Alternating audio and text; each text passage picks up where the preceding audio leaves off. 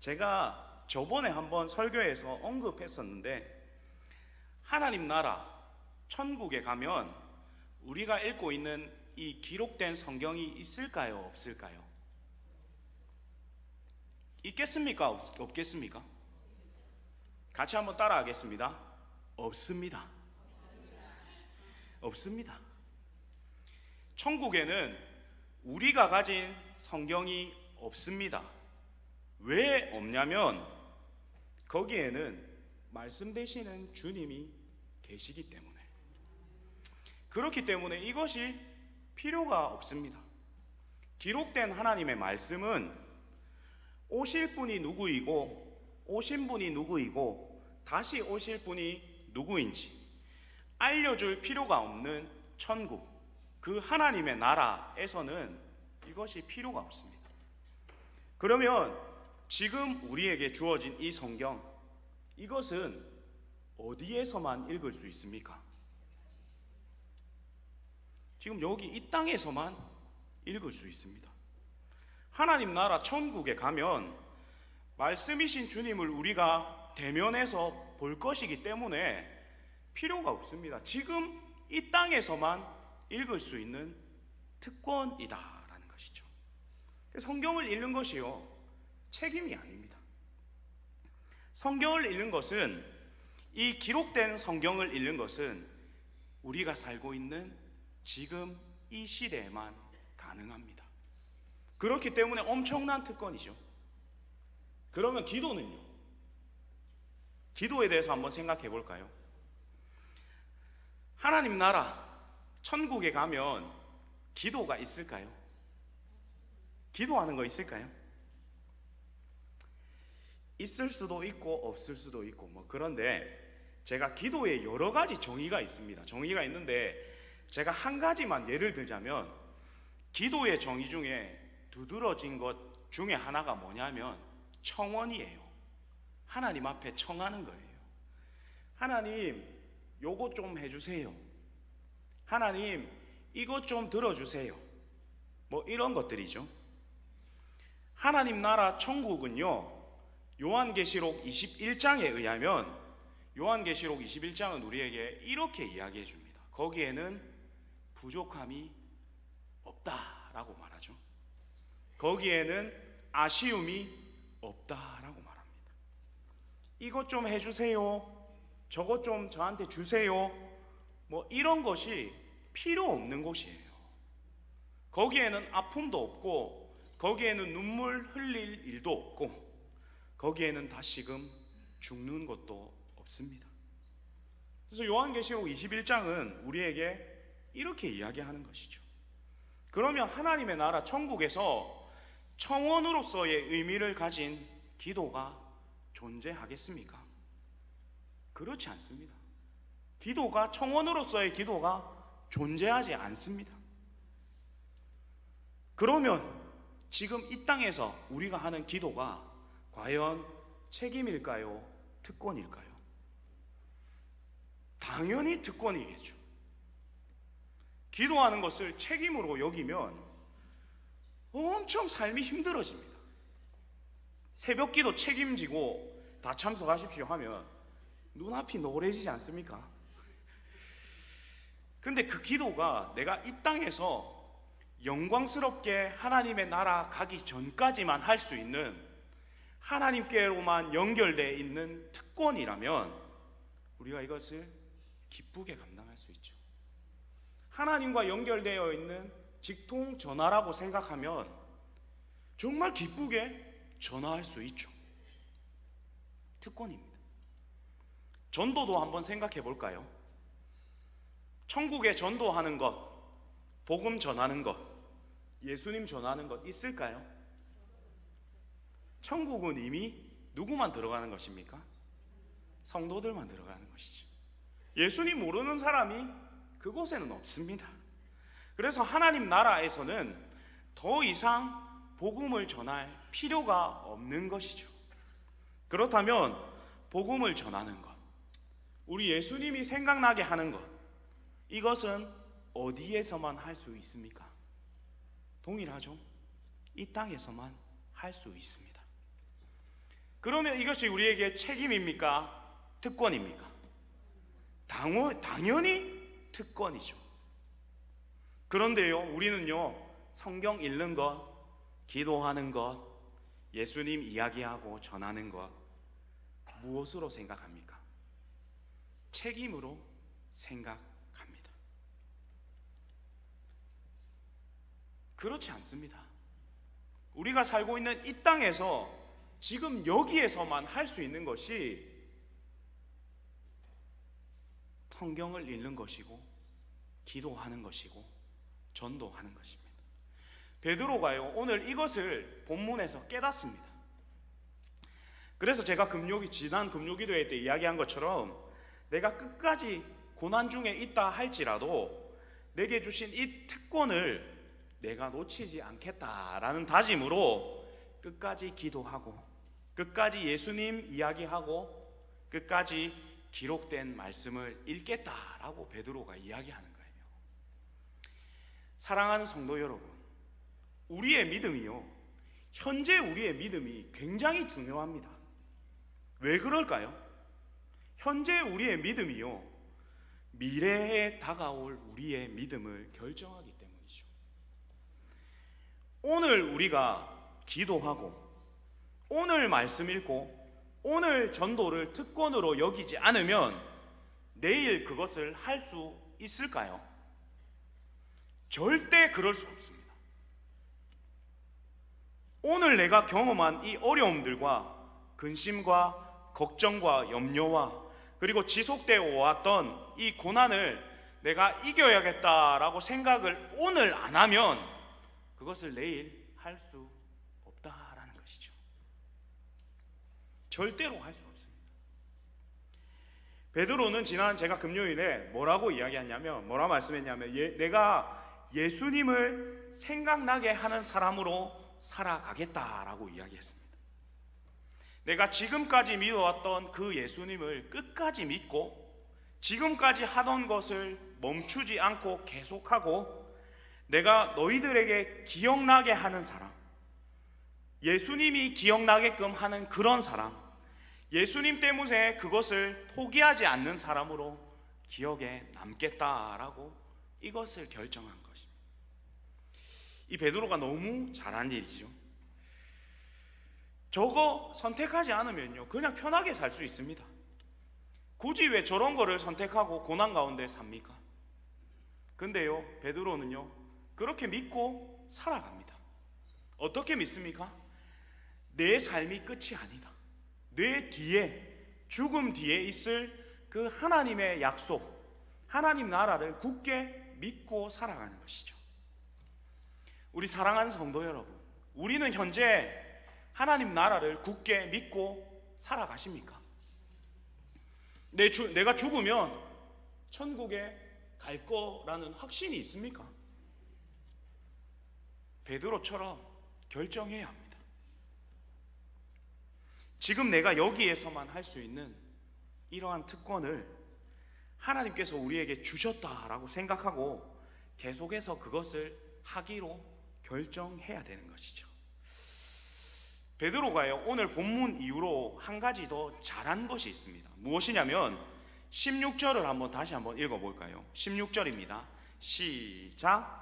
우리 주 예수 그리스도의 능력과 강림하심을 너희에게 알게 한 것이 교묘히 만든 이야기를 따른 것이 아니요 우리는 그의 크신 위엄을 친히 본 자라. 잘 읽어보시면요, 16절의 말씀에 무엇이라고 이야기하냐면 그 당시에 예수님의 죽으심과 부활하심과 승천하심과 다시 오심에 대한 많은 이야기들이 당시에 존재했습니다. 많은 사람들이요, 이 예수님 이야기가 뻥이다, 사실이 아니다, 예수님 이야기가 그렇지 않다라고 많은 사람들이 이런 이야기를 쏟아낸 거예요. 그러니까 16절에 교묘히 만든 이야기라는 것이 등장하죠. 그 가운데 베드로가 이야기하는 거예요. 이것은 사람들이 지어낸 이야기가 아니라 내가 그 크신 위엄을 본 증인이다라고 이야기하는 거예요. 이 이야기가 어디에 나와 있냐면 함께 한번 찾아보겠습니다. 사도행전 1장을 한번 찾아볼까요? 사도행전 1장 6절에서 11절을 한번 찾아보도록 하겠습니다. 좀 시간이 걸리더라도 사도행전 1장 6절에서 11절 말씀 한번 찾아보겠습니다. 시작. 성경 187페이지 같이 한번 읽도록 하겠습니다. 시작. 그들이 모였을 때에 예수께 여쭈어 이르되 주께서 이스라엘 나라를 회복하심이 이때니까 하니 이르시되 때와 시기는 아버지께서 자기의 권한에 두셨으니 너희가 알 바가 아니요 오직 성령이 너희에게 임하시면 너희가 권능을 받고 예루살렘과 온 유대와 사마리아와 땅끝까지 이르러 내 증인이 되리라 하시니라. 이 말씀을 마치시고 그들이 보는데 올라져 가시니 구름이 그를 가리어 보이지 않게 올라가실 때에 제자들이 자세히 하늘을 쳐다보고 있는데 흰옷 입은 두 사람이 그들 곁에 서서 이르되 갈릴리 사람들아 어찌하여 서서 하늘을 쳐다보느냐 너희 가운데 하늘로 올려지신 이 예수는 하늘로 가심을 본 그대로 오시리라 하였느니라. 아멘. 베드로가요 이 이야기를 하는 거예요. 베드로가 부활하신 주님을 만났고 40일 동안 주님과 함께 보냈습니다. 그리고 사도행전 말씀처럼 우리가 오늘 방금 읽은 말씀처럼 승천하시는 주님을 눈으로 보았습니다. 승천하실 그때에 하늘로 예수님께서 사라지는 것을 눈으로 보았어요. 그리고 천사가요 증언했습니다. 다시 오실 것에 대한 이야기를 해주는 것을 들었습니다. 근데요 사람들이 아니라고 이야기해요. 그 가운데 베드로는 얼마나 답답했겠습니까? 자기가 눈으로 봤는데 내가 당시에 증인이다 라고 이야기를 하면서 점점 베드로후서 1장 후반절에 어떻게 이야기를 하냐면 지금은 한 사람 내가 증인이다 라고 이야기하는 거 그 이야기 말고 더 이야기를 끌어옵니다. 지금은 한 사람이었지만 17절 18절에 보면 세 사람을 등장시킵니다. 증인 세 사람을 이야기하거든요. 증인 세 사람을 이야기하려고 하는 것을 한번 우리가 볼까요? 다시금 본문으로 넘어가서 17절 18절을 한번 위에 나오는 자막으로 한번 보도록 하겠습니다. 같이 한번 읽도록 하겠습니다. 시작. 지극히 큰 영광 중에서 이러한 소리가 그에게 나기를 이는 내 사랑하는 아들이요 내 기뻐하는 자라 하실 때에 그가 아버지 존귀와 영광을 받으셨느니라. 이 소리는 우리가 그와 함께 거룩한 산에 있을 때에 하늘로부터 난 것을 들은 것이라. 베드로가 무슨 사건을 들고 옵니까? 변화산 사건을 들고 오는 거예요. 변화산 사건의 증인이 몇 명입니까? 3명이잖아요. 조금 길지만 변화산 사건 한번 찾아볼까요? 마태복음 17장입니다. 마태복음 17장 1절부터 8절 한번 찾아보겠습니다. 마태복음 17장 1절부터 8절.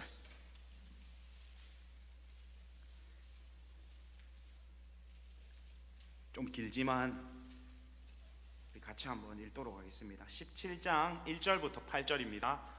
같이 한번 읽겠습니다. 시작. 엿새 후에 예수께서 베드로와 야고보와 그 형제 요한을 데리시고 따로 높은 산에 올라가셨더니 그들 앞에서 변형되사 그 얼굴이 해같이 빛나며 옷이 빛과 같이 희어졌더라. 그때에 모세와 엘리야가 예수와 더불어 말하는 것을 그들에게 보이거늘 베드로가 예수께 여쭈어 이르되 주여 우리가 여기 있는 것이 좋사오니 만일 주께서 원하시면 내가 여기서 초막 셋을 짓되 하나는 주님을 위하여 하나는 모세를 위하여 하나는 엘리야를 위하여 하리이다. 말할 때에 호련히 빛난 구름이 그들을 덮으며 구름 속에서 소리가 나서 이르시되 이는 내 사랑하는 아들이요 내 기뻐하는 자니 너희는 그의 말을 들으라 하시는지라.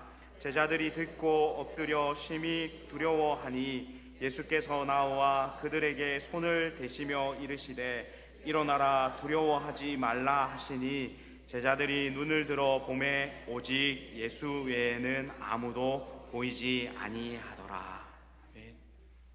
이 변화산에 올라가서 베드로와 야고보와 요한이 예수님과 모세와 엘리야가 함께 있는 것을 보게 됩니다. 그리고요, 더 귀한 경험을 합니다. 하늘로부터 소리가 있는데요, 하나님이 뭐라고 말씀하냐면 이 예수가 내 아들이다. 그러니까 너 그의 말을 잘 들어 라고 말씀하시는 것을 들은 증인임을 알려주는 거예요. 그러고는 두려워 엎드려져 있다가 한참이 지난 후에 예수님께서 두드려서 눈을 떠서 일어나 보니 앞에 예수님만 있었다라고 이야기합니다. 그러니 이 베드로는요, 이 베드로후서의 당시의 교회들의 그 교묘한 이야기를 이걸로 이야기하는 거예요. 두세 증인의 이야기로 이야기하는 거예요. 예수님 그분이 우리의 진짜 메시아이다 라고 이야기하는 거예요. 그러니 사람들이 교묘하게 만들어낸 이 말, 그 말, 예수님이 메시아가 아니다 라고 하는 그 말, 진짜 메시아는 아직 오지 않았다 라고 하는 그 말을 믿지 말고 조금 더 많은 증인이 있는 그 말을 믿어라 하는 것이. 그 후에요, 베드로가 더 많은 증인을 끌고 오는데요, 이제는 3명이 아니라 몇 명을 끌고 오냐면 19절 말씀, 베드로후서 1장 19절 한번 자막으로 볼까요? 몇 명을 끌고 오냐면 같이 한번 보도록 하겠습니다. 시작. 또 우리에게는 더 확실한 예언이 있어 어두운 데를 비추는 등불과 같으니 날이 새어 샛별이 너희 마음에 떠오르기까지 너희가 이것을 주의하는 것이 오되니라. 여기에서 보니까 더 확실한 예언이라고 합니다. 이것이 무엇입니까? 더 확실한 예언은 구약 성경을 이야기하는 거예요.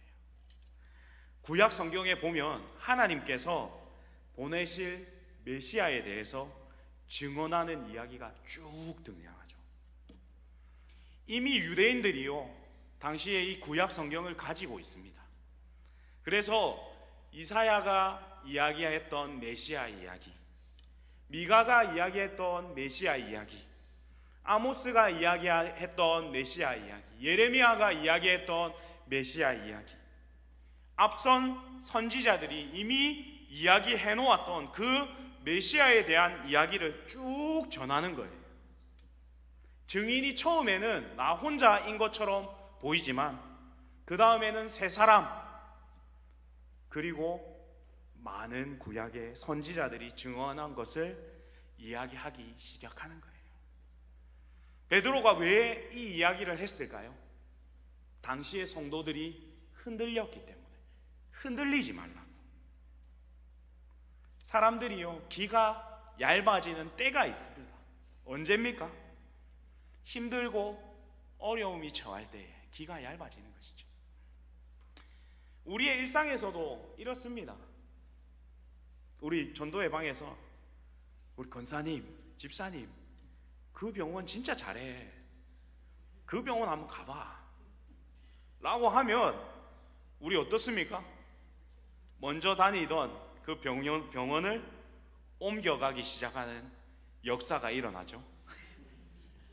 오랫동안 나를 봐준 의사 선생님이 있는데 바꿔보는 거예요. 왜요?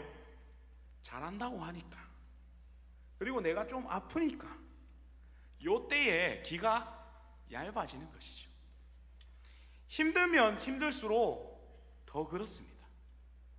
근데요, 성도들은요, 힘들면 힘들수록 더 주목해야 되는 것이 있습니다. 그것이 무엇일까요? 사람들의 말이 아니라 하나님 말씀입니다. 힘들기 때문에 사람들이 예수님에 대해서 이야기를 많이 했습니다. 언제 예수님이 다시 오실까? 언제 우리를 건져주실까?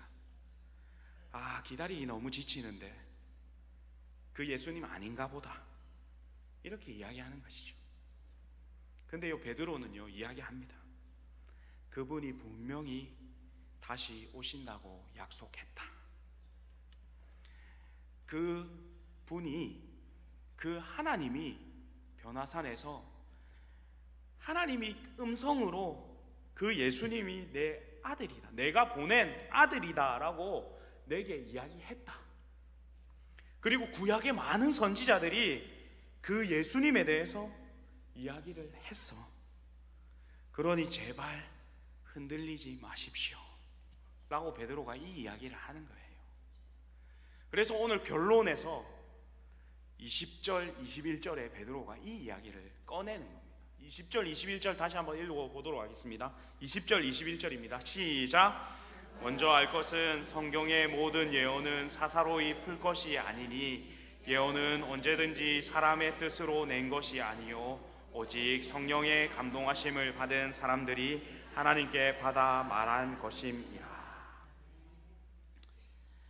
하나님이 직접 말씀해 주신 말씀이기 때문에 우리들이 사사롭게 우리들이 임의로 성경을 볼 것이 아니라 기록된 말씀을 믿어야 한다라고 말씀하는 것이죠. 이 기록된 말씀이 무엇입니까? 구약의 말씀이죠. 그리고 지금 베드로가 성도들에게 하는 이 말씀이 신약 성경이 되었죠. 신약 성경을 증거하는 말씀이 어떤 말씀입니까? 신약이 증언하는 말씀이 어떤 말씀입니까? 구약이죠. 그럼 구약의 말씀이 신약의 말씀으로 확인되는 것이죠. 여기서 중요한 점이 뭐냐면 우리가 성경을 무엇으로 풀어야 하는가라는 질문이에요. 무엇으로 풀어냅니까? 여러분은 믿음 생활을 무엇으로 풀어냅니까? 문제를 닥칠 때에, 그리고 교회 문제를 풀어나갈 때에 우리는 무엇이 먼저 발동됩니까? 말씀이 먼저 발동됩니까? 아닐걸요. 경험이 먼저 발동될걸요. 내가 예전에는 이렇게 했을 때 이렇게 풀렸다. 내가 예전에 살아보니까 이거는 이렇게 하는 게 맞는 거야. 성경이 무엇라고 말씀합니까? 성경 말씀은 성경으로 풀어내라는 것이에요. 성경 말씀은요, 사람들이 하는 말로 풀어내는 것이 아닙니다. 성경 말씀은 하나님의 말씀으로 풀어내는 거예요. 그래서 베레아 지역에 있던 베레아 교회 성도들이 너무나도 잘한 것이 이것이에요. 뭐냐면 사도 바울이요, 그 예수님에 대해서 베레아 지역에서 전합니다. 사도 바울이 전했던 그 설교를 듣고 이 베레아 성도들이 무엇을 하냐면 그것이 정말 하나님의 말씀인가 하여 자기네들끼리 이야기한 것이 아니라요, 그들이 날마다 성경을 상고하였더라 라고 합니다. 사도 바울이 전한 그 말씀이 진짜 하나님의 말씀인가 비추어 보기 위해서 그들이 날마다 성경을 상고하였더라 라고 하는 거예요.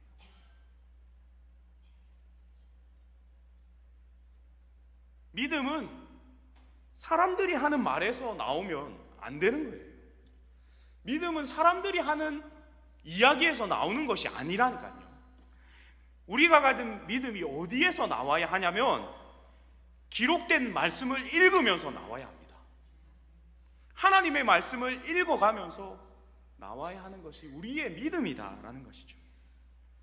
구약 말씀, 신약 말씀, 하나님께서 기록하여 남겨주신 이 말씀으로부터 우리의 믿음이 나와야 흔들리지 않습니다.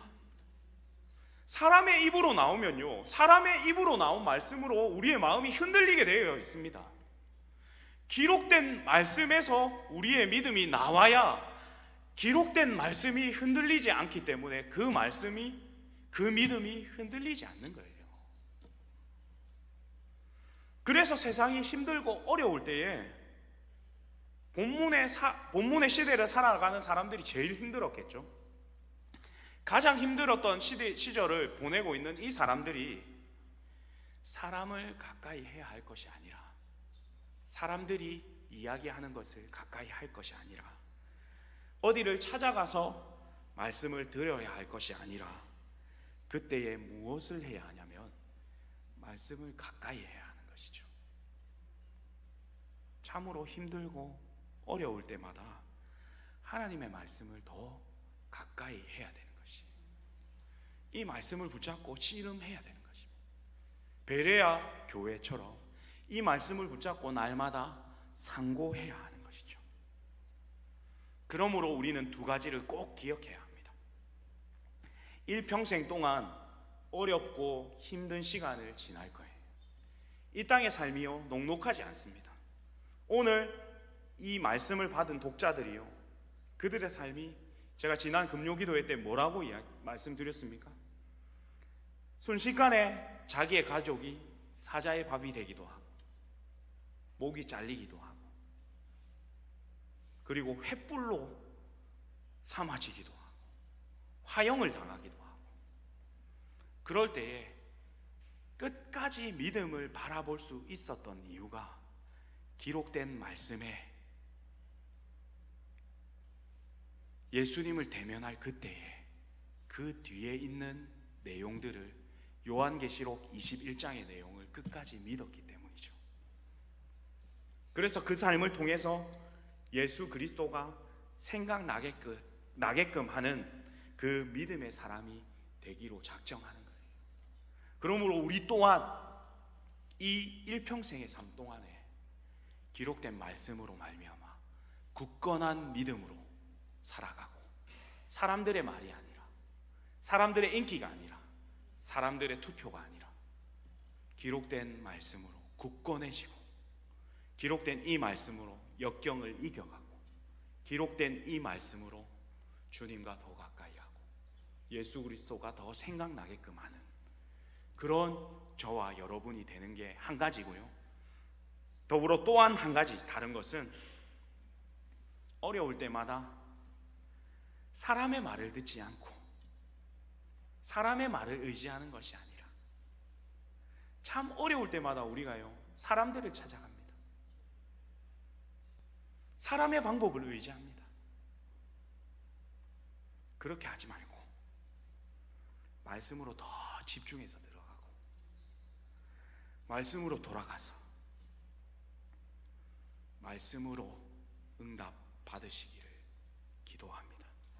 이것이 두 번째, 그렇게 살아가는 저와 여러분들이 다 되시기를 주님의 이름으로 축복합니다.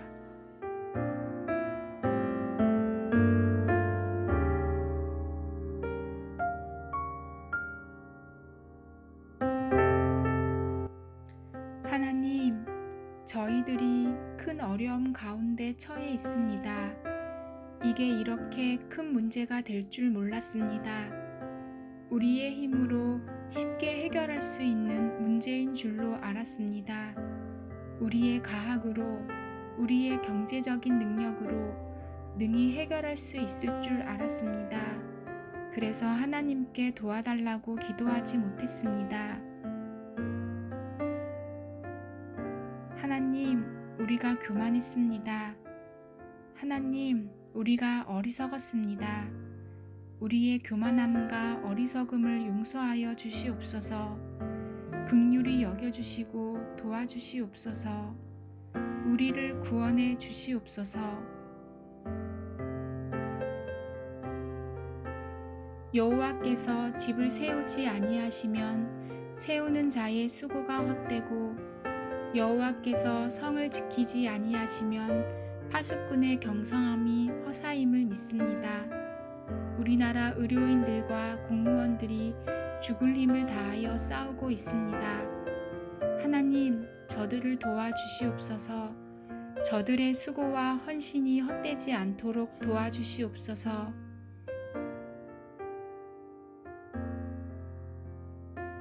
확진 판정을 받고 격리 중에 있는 사람들이 있습니다. 저들 중에는 중증 환자들도 있습니다. 치유하여 주시옵소서. 저들의 생명과 건강을 지켜주시옵소서. 경증 환자들도 치료가 잘 되어 중증으로 발전되지 않고 빨리 회복되어 태어날 수 있게 해 주시옵소서. 코로나19 바이러스의 확산을 막아 주시옵소서. 코로나19로 인하여 급격히 경제가 무너지고 있습니다.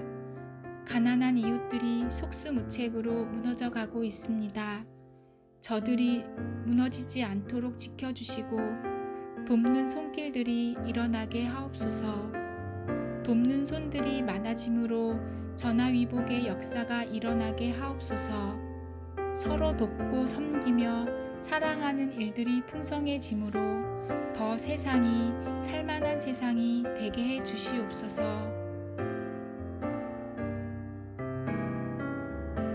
이 모든 일들이 하나님의 은혜로 다 수습되고 해결되어 다시 일상으로 돌아가게 되었을 때 마스크 없이 자유롭게 사람들을 만나며 이야기하며 차와 음식을 나누며 함께 예배하는 소소한 일상이 하나님의 크신 은혜임을 잊지 않게 하옵소서. 작은 일 하나에도 기뻐하고 감사할 줄 아는 우리가 되게 하옵소서. 예수님의 이름으로 기도하옵나이다. 아멘.